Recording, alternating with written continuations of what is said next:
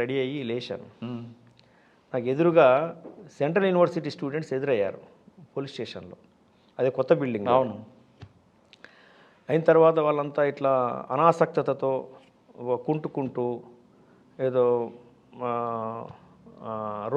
రోగగ్రస్తులాగా ఎదురయ్యారనమాట. ఇద్దరు జంట, వాళ్ళంటే కొంతమంది స్టూడెంట్స్ రాగానే వాళ్ళు చెప్పిన విషయాన్ని బట్టి గ్యాంగ్ రేప్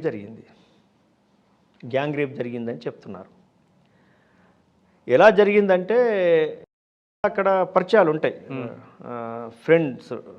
అవునండి, యూనివర్సిటీలో ఉంటారు, వేరే వేరే స్టేట్ నుంచి వస్తుంటారు ఫ్రెండ్స్, క్లాస్మేట్స్ ఇద్దరు, బాయ్ అండ్ గర్ల్. ఒక మూన్ లేక్ ఏరియా అని ఉంటుంది. అవును. చెరువు ఉంటుంది, ఒక పెద్ద రాయి ఉంటుంది, రప్ప ఉంటుంది, అంతా అక్కడ కూర్చొని అక్కడే మాట్లాడుకుంటుంటారు. గోడ దూకి 5 వేగా బ్యాండ్స్, 4 గోడ దూకి వచ్చేసి వీళ్ళ దగ్గర సెల్ ఫోన్ లాక్కొని, ఒక చైన్ లాక్కొని, వాళ్ళ దగ్గర ఉన్నటువంటి పర్సు ఏదో లాక్కొని వెళ్ళిపోవాలనుకున్నారు వాళ్ళు. కానీ వాటితో పాటు వాళ్ళ మీద, అమ్మాయి మీద వాళ్ళకి ఆశ కలిగింది, లస్ట్ ఏర్పడ్డ తర్వాత అమ్మాయిని టీచ్ చేయడం మొదలుపెట్టారు.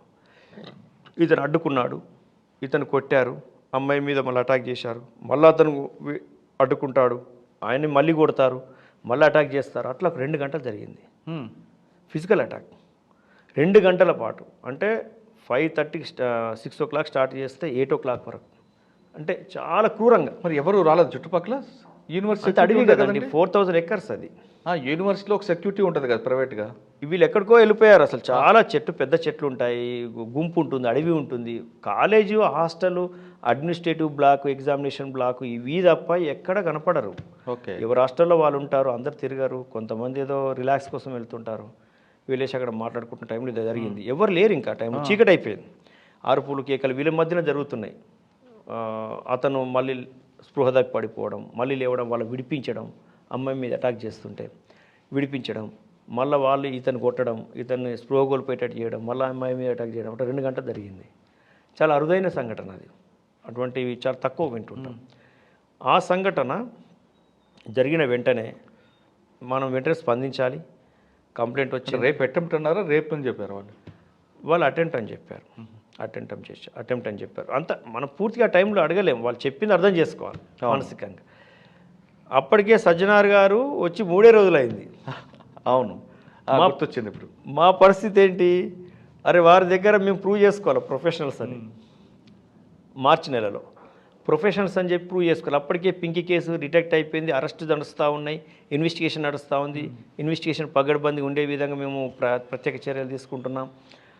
ఆ సమయంలో కేసు డిటెక్ట్ చేయాలి ఎట్టి పరిస్థితుల్లో, ఎలా అని చెప్పి మళ్ళీ సేమ్ పింకీ కేసు లాగానే టీమ్స్ అని నైటే ఫామ్ చేసి మా ఎస్ఐ ధర్మేషు, రమేషు, వెంకటేష్ వాళ్ళు వీళ్ళ సమక్షంలో అందరినీ బాగా తీసి, మా ఆఫీసర్స్ అంతా కొంచెం వచ్చారు. అప్పటికి సపోర్ట్ స్టార్ట్ అయింది. మొత్తం మీద నైటే ఒక చెప్పు దొరికింది మాకు అక్కడ. ఆ చెప్పు పట్టుకొని పక్కనున్నటువంటి గుల్మోహర్ పార్కు, ఆ పక్కన ఉన్నటువంటి కొన్ని కాలనీస్ ఉన్నాయి, చందానగర్ వరకు కూడా నైట్ కొన్ని వేలండ్ కవర్ చేసాం. ఇది చెప్పేవాడిదని వెనక నల్లగండ్ల విలేజ్ ఇవన్నీ ఉన్నాయి, నల్లగండ్ల ఉన్నది, లక్ష్మీ విహార్ కాలనీ అన్నీ ఉన్నాయి, ఇవన్నీ ఉన్నాయి, మీరు చెప్పేటివన్నీ కూడా ఉన్నాయి. అంతటా తిరిగితే ఈ చెప్పు పలానా రంజిత్ అని తెలిసిపోయింది. ఆ చెప్పు చాలా పొడుగు ఉంది, అది 11 సైజు. ఈ రంజిత్ అని తెలిసిపోయింది. రంజిత్ ఎవడని చెప్పి ఆరాధిస్తే మనకు ఒక గ్యాంగ్ ఉంది. వాళ్ళని చిల్లర కేసుల్లో, ఆన్లైన్లో దొంగతనం కేసుల్లో కూడా ఒక 10-12 కేసులు ఉన్నాయి వాళ్ళ మీద. అరెస్ట్ అయి ఉన్నారు. వాళ్ళ ఫొటోస్ వచ్చి అన్నీ వచ్చేసాయి. నైటు మేము ప్రయత్నం 11 o'clock 11:30 మొదలు పెడితే 4:30 కల్లా ఎర్లీ మార్నింగ్ కేసు డిటెక్ట్ అయిపోయింది. పికప్ చేశారా? పట్టుకొచ్చేసాం.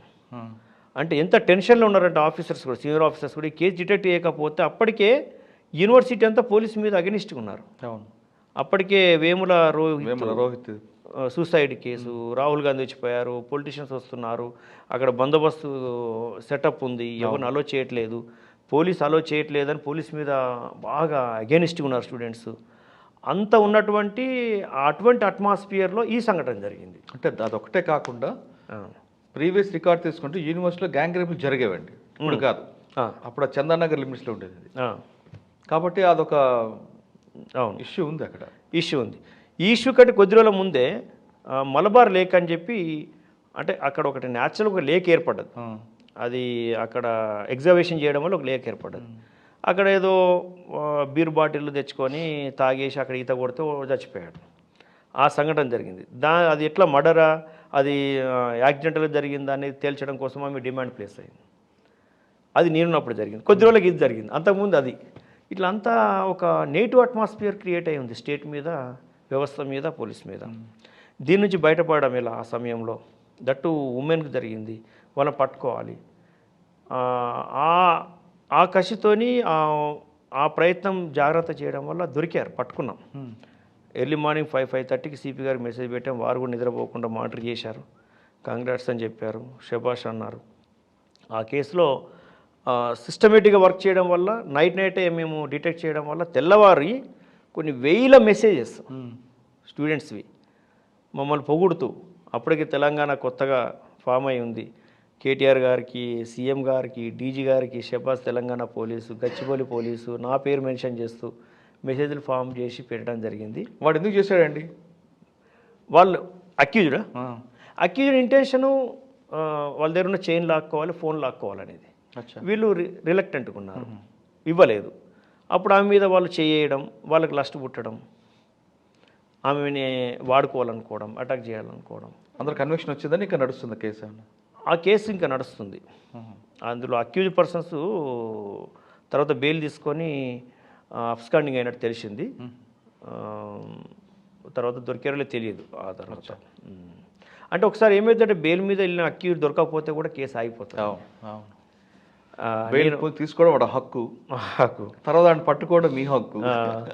ఒకసారి ఒక డబుల్ మర్డర్ కేసులో కూడా accused auto driver double murder కేసులో భార్య భర్తలు చంపి బంగారం ఎత్తుకపోతాడు. ఎక్కడ గచ్చిపోవాలి ఒక కేసులో. ఆ అక్యూజ్ దొరకకపోవడం వల్ల ఆ కేసు ఎప్పటి నుంచో పెండింగ్ పడిపోయింది.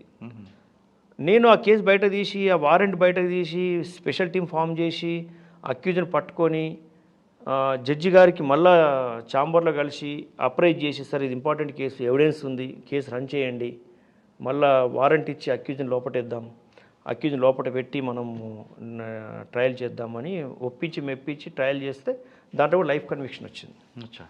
అంటే కొన్నిసార్లు అక్యూజ్డ్ అబ్స్కాండింగ్ అయ్యాడంటే బెయిల్ మీద పోయి కేసు ఇంకా ఆగిపోతుంది. దాని మీద ప్రత్యేక చర్యలు తీసుకోవాల్సిందే.